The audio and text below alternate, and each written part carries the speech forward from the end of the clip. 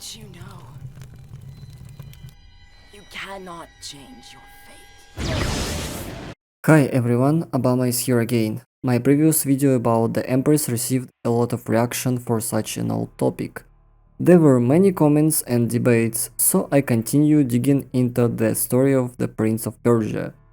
In this video you will find out why Shadi behavior was actually so strange, I would even say insane. And that these aren't just plot holes, but clues that can lead us to the game's true story. You will also learn why Kailina was originally conceived as a servant and the Empress of Time was intended as a separate character. I will present arguments after which you will hardly have any doubts by the end of the video. I think you all know that the plot in the sequel feels wildly illogical and overly convoluted right from the start. Of course, there are real reasons for this, and it's not due to the incompetence of the Montreal studio that developed it. The reason is Ubisoft greed, pushing the project to be made as fast as possible.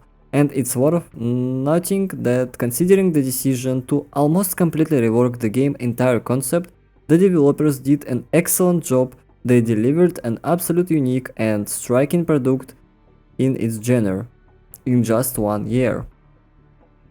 But despite the fact that they managed to make the core of the game almost perfect, I am of course talking about level design, environments, parkour, secrets, the overall concept and the combat system, the story suffered heavily as a result.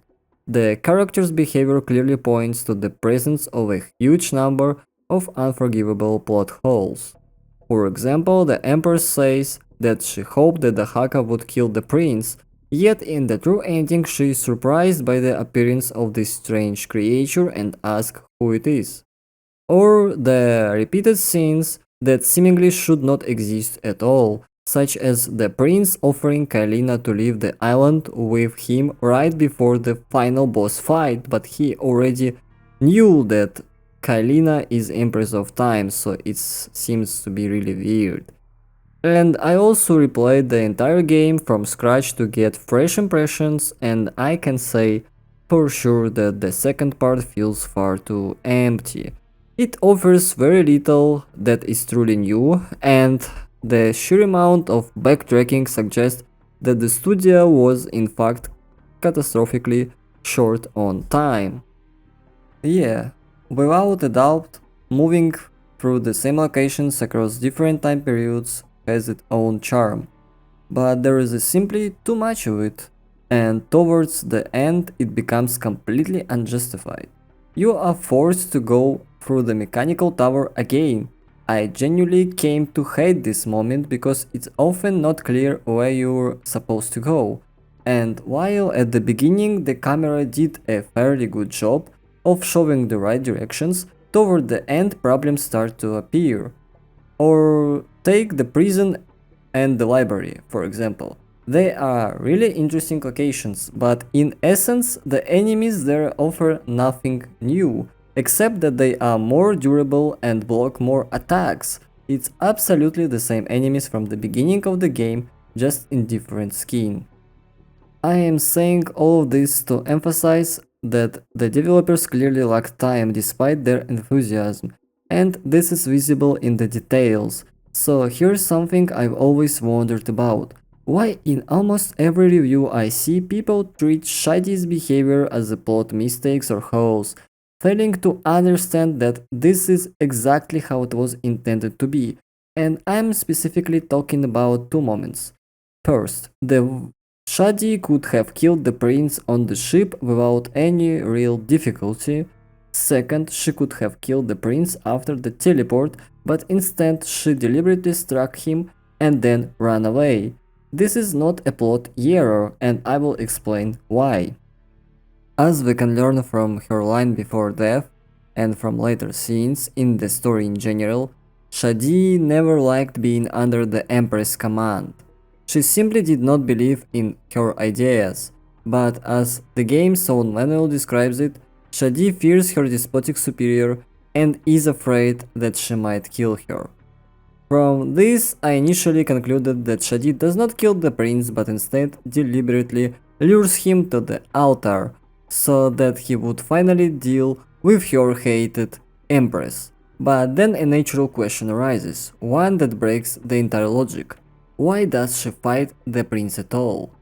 And if I can still somewhat understand the ship sequence, she killed his entire crew, for example, just to make him angry at the Empress as possible.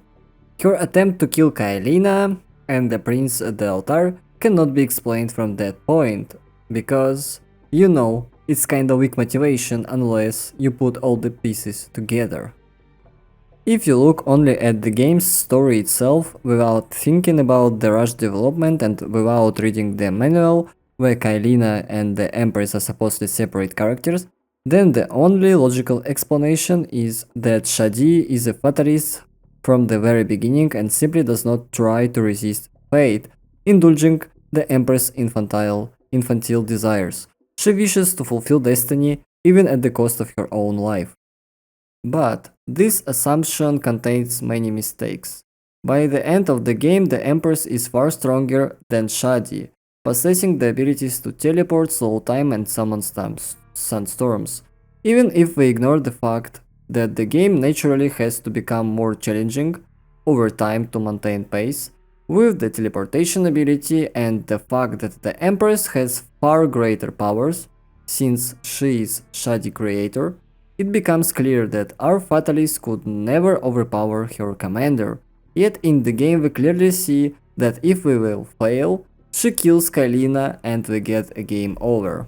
But the problem isn't just that. Kaelina's behavior raises a lot of questions. Why doesn't she try to escape using her abilities? Why is she genuinely afraid of Shadi and clings to the prince during the cutscene? And why does she tell the prince the truth about the towers?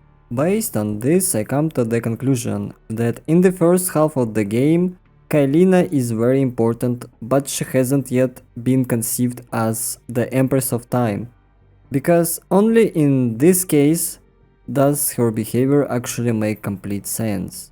She fears Shadi and could genuinely die at her hands, because she is simply a servant, and Shadi herself brings the prince to the place where Kaelina is located in order to kill them both, and shift all the blame onto the prince when she has to report to the Empress. Of course, I can't even guess what could be her motivation to kill Kaelina as a servant, but only in this way the plot has some sense, at least in logical way.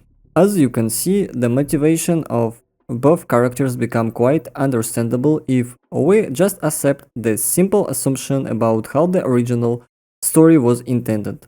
And possibly in the true story, the prince would indeed be saving Kaelina from the island, but not as the empress, rather as a subject. And as you know from the game's deleted files, the Dahaka was originally planned as the Empress of Time's pet, and the whole evil setting of the game doesn't really fit the weak Kaelina from the beginning.